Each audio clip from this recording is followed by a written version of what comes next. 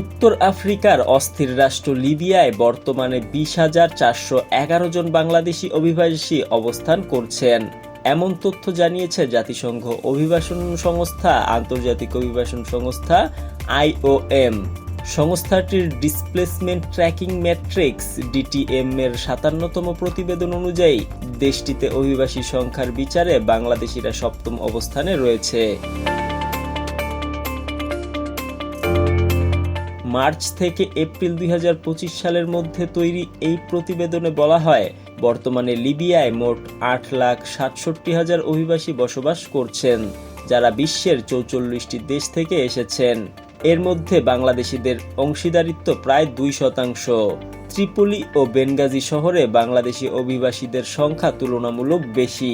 তারা মূলত নিম্ন মজুরিতে নির্মাণ, পরিচ্ছন্নতা ও কারখানায় কাজ করছেন।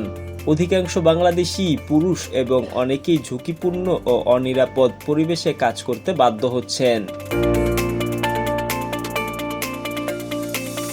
IOM এর তথ্য অনুযায়ী এই অভিবাসীরা প্রধানত আর্থিক সংকট ও বেকারত্বের কারণে বাংলাদেশ ত্যাগ করেছেন। তাদের অনেকে মধ্যপ্রাচ্যের দেশ ঘুরে লিবিয়ায় পৌঁছান এবং যাত্রাপথে গড়ে $4,414 ব্যয় করেন, যা অভিবাসী দেশগুলোর মধ্যে সর্বোচ্চ। অভিবাসীদের জন্য স্বাস্থ্য ও শিক্ষা সুবিধাও সংকুচিত। প্রতিবেদন বলছে প্রায় 75% অভিবাসী স্বাস্থ্যসেবা পান না। যেসব অভিভাবকের সন্তান আছে তাদের অর্ধেকের বেশি জানিয়েছেন তাদের সন্তানেরা স্কুলে যেতে পারে না। নারী অভিবাসীরা তুলনামূলক আরও বেশি দুর্দশার শিকার। 56% নারী অভিবাসী কাজ খুঁজছেন, যেখানে পুরুষদের মধ্যে এই হার 20%। অনেক নারী শারীরিক ও যৌন সহিংসতার শিকার হচ্ছেন বলে জানিয়েছে IOM।